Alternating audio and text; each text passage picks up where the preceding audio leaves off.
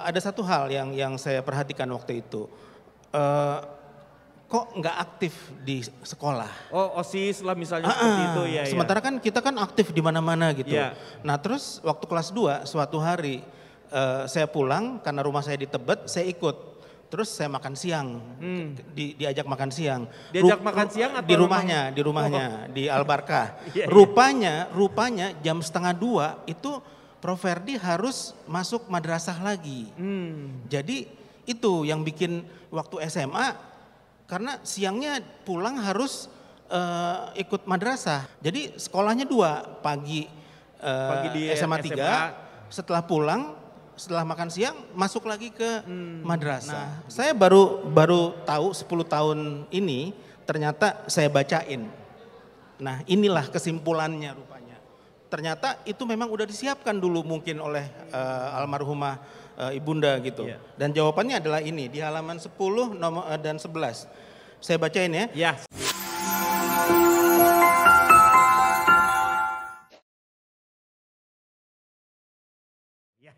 Dan sekarang waktunya ini adalah sahabat dari Bang Day, beliau ini. Mungkin sahabatnya udah Pak Beda ini udah berapa lama mengenal Bang Day ini? Sejak SMA. Sejak SMA. Iya, saya sebetulnya tinggal di Tebet, jadi udah tahu mengenai kebesaran nama Asafiyah itu udah lama. Iya.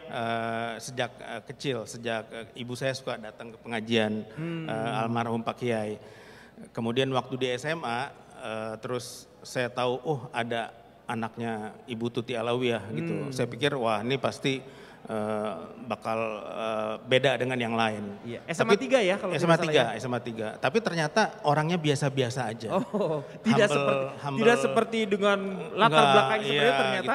Gitu kan. Makanya wah ini saya cerita di rumah ke orang tua saya. Saya di sekolah ada cucunya Pak Kiai. Iya.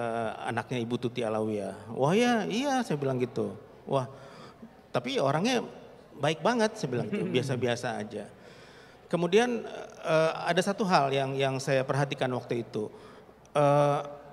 Kok nggak aktif di sekolah? Oh, OSIS lah misalnya seperti itu ya. Sementara kan kita kan aktif di mana-mana gitu. Iya. Nah terus waktu kelas 2 suatu hari saya pulang karena rumah saya di Tebet, saya ikut.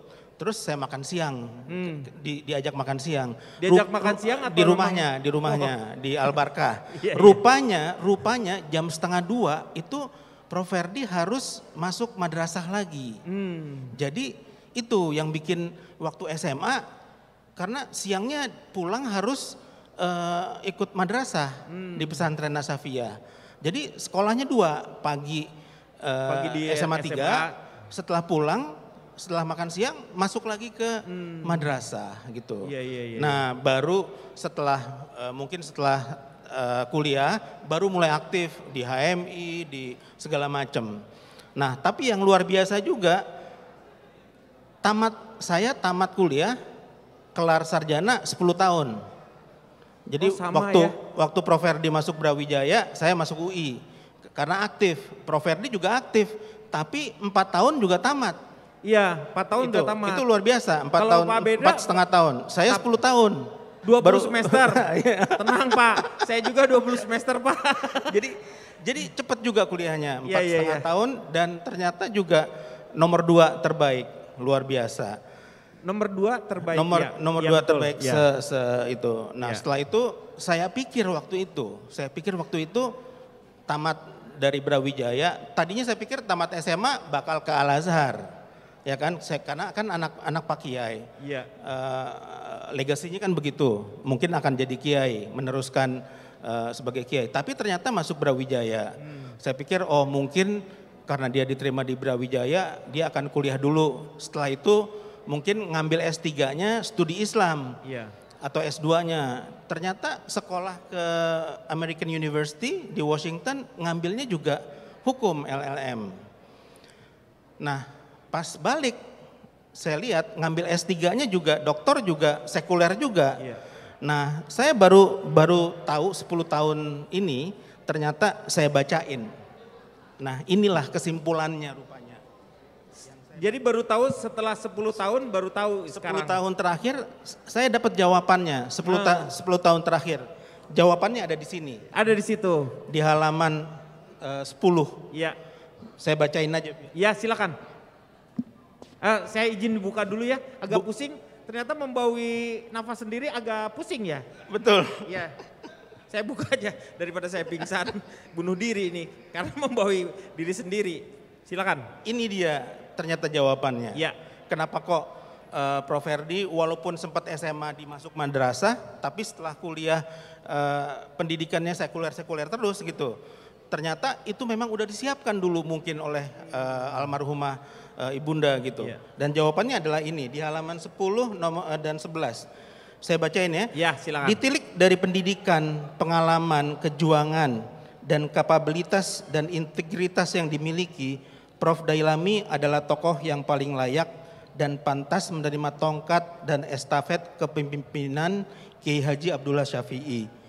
Dan Prof. Dailami mampu mengawinkan dua model tradisi kepemimpinan yang diwariskan dari Kiai Haji Abdullah Syafi'i dan Prof. Tuti Alawiyah.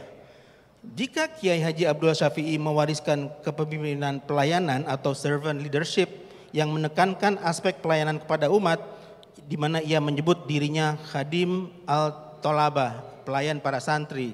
Sementara Prof. Tuti mewariskan kepemimpinan yang transformatif, yaitu kepemimpinan yang menekankan perubahan dan kemajuan masyarakat. Transformasi adalah fungsi pokok dari kepemimpinan kenabian yang dipesankan oleh Allah Subhanahu wa taala.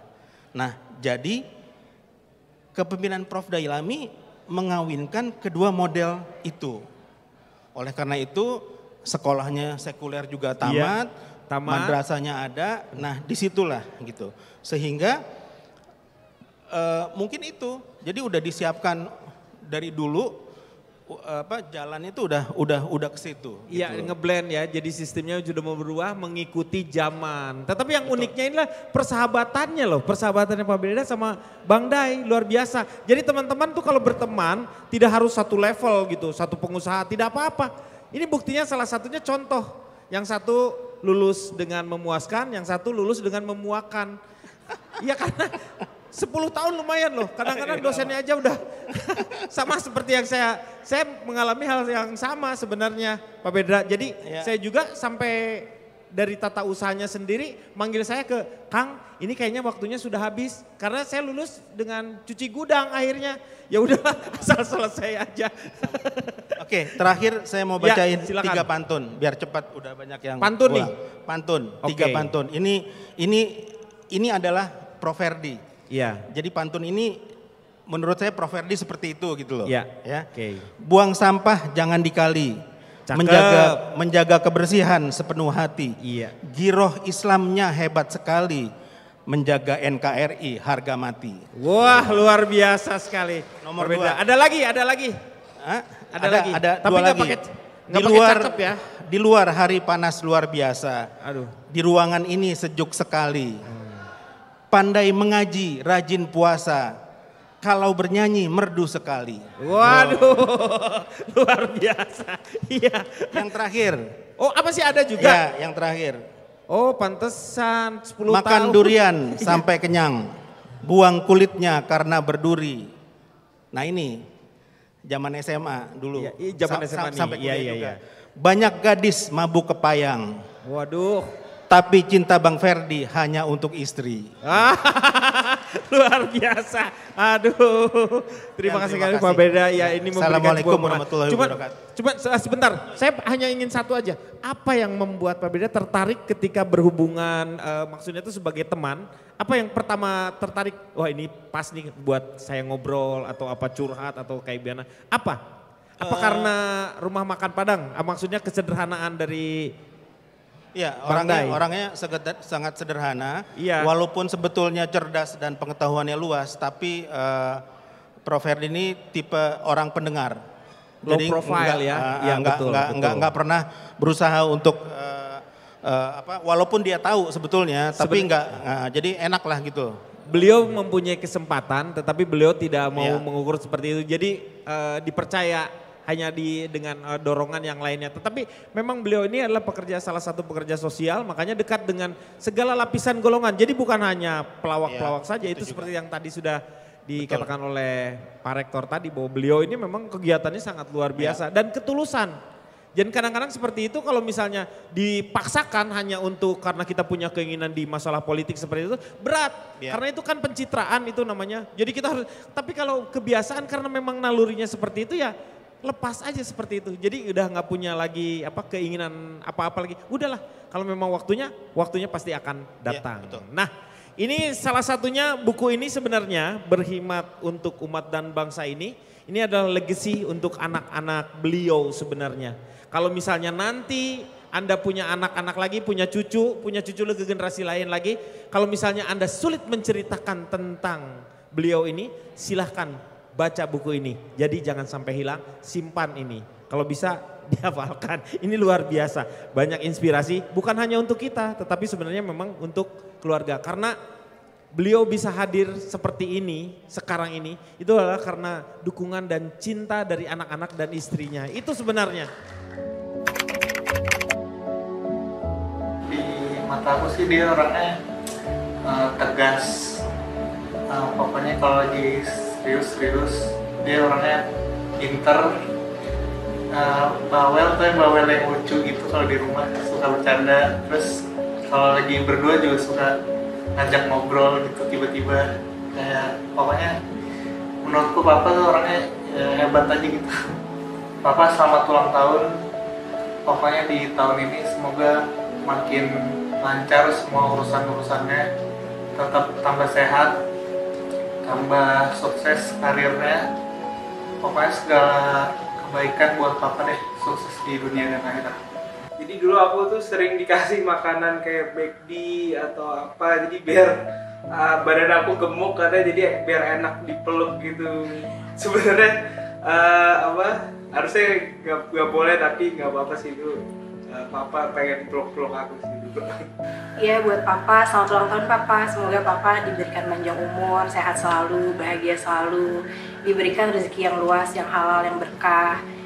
Disukseskan semua urusannya, dilindungi oleh Allah Subhanahu wa Ta'ala. Pokoknya semua yang terbaik buat Papa. Love you Papa. Lumayan agak dimanja, kayak suka minta Papa dulu sebelum ada corona, Papa itu suka minta cium sama aku. Nah biasanya Papa kalau minta cium bilang, "Dek Bunga Cici" gitu. Cici itu berarti cium pipi kanan, pipi kiri sama jidat. Papa selamat ulang tahun yang ke-57. Semoga Papa panjang umur, sehat selalu. Semoga apa yang Papa inginkan bisa berjalan lancar, bisa dikabulkan. Semoga urusannya semuanya bisa berjalan sesuai apa yang Papa harapkan. Semoga semakin sukses. Ketemunya tau nggak ya? Ketemunya tuh jadi temannya Kak Ferdi itu, saudaranya Kak Ferdi itu teman kuliah kakak angkatan saya. Kak Ferdi orangnya waktu ketemu tuh ramah banget gitu, ramah banget, baik hati, suka humoris, dari dulu emang orangnya humoris, suka bercanda. Papa tuh orangnya sebenarnya tegas, bijaksana. Kalau lagi serius emang serius, kalau lagi bercanda ya bercanda. Hari ini tanggal 12 Desember, Mama ucapkan buat Papa semoga panjang umur, diberikan umur panjang yang barokah, rezeki yang barokah, kesehatan yang paripurna, keselamatan, kebahagiaan dunia dan akhirat, dan semoga Papa selalu sukses dan berhasil, diberi kemudahan dalam segala urusannya. Juga untuk launching buku ini semoga bermanfaat bagi semuanya. Terima kasih Papa.